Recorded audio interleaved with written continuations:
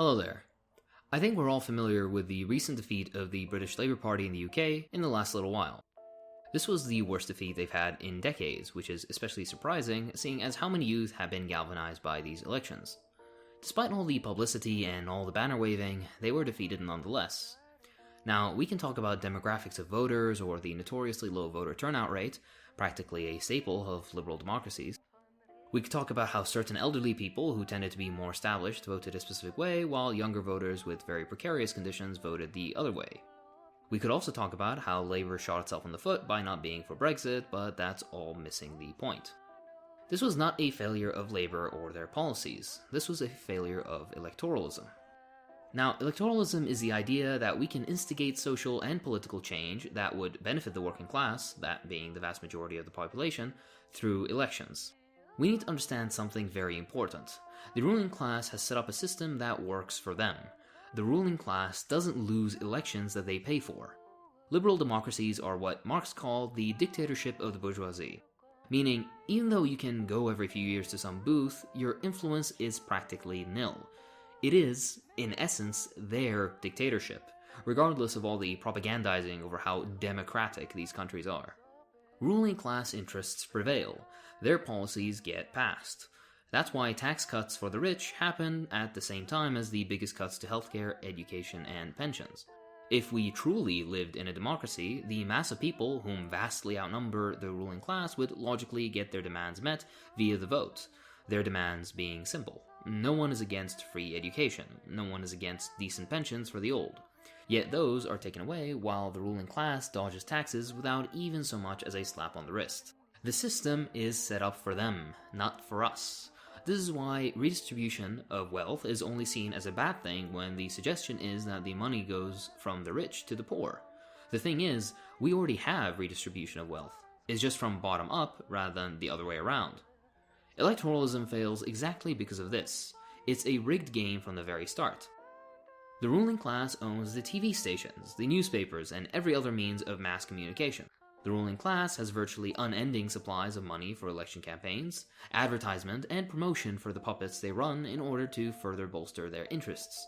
If you're a progressive candidate, you don't even need to have particularly radical demands for them to smear you into the ground. Just look at what they did to Corbyn, and what they're trying to do to Sanders now.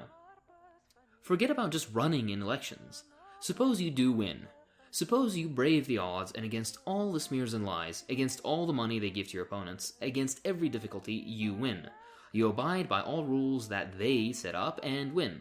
The waterproof system the ruling class has set up for themselves spurts a leak. Do they just give up? Do they concede their defeat and let you have this one? No, of course not. This has happened before, unsurprisingly. Two examples come to mind. Salvador Allende in Chile nearly 50 years ago now, and Evo Morales in Bolivia just this year.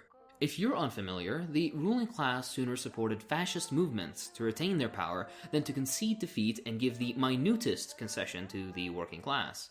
Allende was overthrown with the blessing of the CIA by the fascist Pinochet, and Morales was overthrown by the Bolivian military, again with the blessing of the CIA. He was replaced with Janine Áñez, a Catholic conservative who has thugs murdering indigenous Bolivians for being heathens this very moment. They sooner arm fascist gangs and murder working class people than relinquish even the smallest amounts of their wealth. This is our so-called democracy. This is the dictatorship of the bourgeoisie. So, what is to be done? Does that mean that we should just roll over and take it? Of course not. We just need a change of tactics. We need to remember that electoral politics aren't fundamentally useless. There are two primary gains. The first being that, if possible, we could win some small concessions for the working class, for us. This should never be our sole goal because, as history has proven, concessions are always rolled back. That's why the NHS is being dismantled. That's why education that was free just a few decades ago is now hitting monopoly prices. The second, which is far more common and far more useful, is to show the rest of the non-class conscious population how useless electoralism can be. It acts as a black hole that sucks the energy out of a mobilized population once all they campaign for inevitably fails. Our mistake, then, is not to make use of the mass disappointment that follows these failures. In order to properly make use of all this energy, we need mass organizations that represent and reflect the interests of the working class. This could take the form of a vanguard party, for example, that being an organization of politically educated and motivated people that can disseminate radical, or not so radical ideas, like, for example, how the ruling class will not let up on austerity unless we force their hand, something most people intuitively understand without having to read Lenin. This is only one example and my personal preference. It could be trade unions, it could be women's groups. Honestly, there are hundreds of examples throughout leftist history. In fact, diversity is our strength. As long as these groups are disciplined and work together, we can achieve something. We shouldn't be so focused on working within the system. I'm not saying illegal methods per se. I'm saying that a food drive for the homeless is good political praxis in and of itself. We could build a preliminary form of dual power, much like the Black Panthers did. We should fill and stretch all legal methods of organization as far as we can. In the end, though, part of being in the imperial core, where capitalism is most secure, means that eventually the organs of state repression will fall with full force, and illegal means will suddenly become very attractive. The problem is, though, as history has shown, the chances of succeeding at attaining power are very slim. Why would we want to seize power? Well, unless we displace the power of the ruling class, of the bourgeoisie, and seize it ourselves, we'll never be able to establish true and permanent change, positive change that the vast majority of the population desires. So, again, what is to be done? As seizing power ourselves in the imperial core, either through electoralism or through illegal means, are most likely doomed to fail, we need to direct our gaze elsewhere. The ruling class is simply too powerful and too deeply entrenched in the imperial core. Hence, the support of third world political movements are the answer. We need to critically support any progressive movement in the third world because their victories will weaken capitalism at home, shake the power of our own ruling class, and make our work on the home front easier as well. This doesn't mean we ignore work in, for example, the UK or the US or wherever else.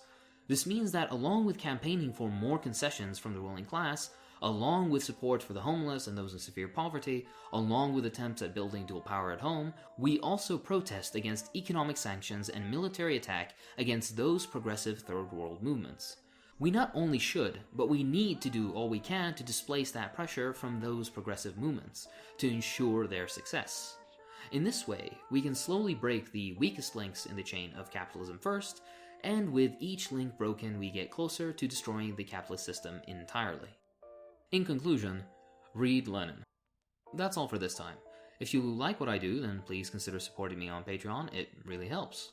I'd like to thank my patrons, so thank you to Democracy Expert, Adam Travey, Alan Plum, Andy Haywood, Brennan Ruffing, Daniel Williams, Daryl McFarlane, Eli Gerzon, Eric G., Grammar Antifa, Granola Joe, Industrial Robot, Jedi Davion, John Bernstein, Jonathan Chavez, Joshua Dupois, Khan, Knut Ringheim Lunde, Louis Wolf, Liam Sapanen, Libertarian Stalinist, Manda, Mia Nakano, Mikar Galopoulos, Omar Abdul-Jabbar, Ray Hogginson, Renkel Blancaster, Ring, Sasha Navaseta, Soviet Mystic, Susie M, Ted Teddington Tedsville, The Turkish Trotskyist, Tristan Druyan, Vulcanizer, Zatarani, Zarin Arsin, Comrade Pengu, and of course Charles. Thank you, Charles.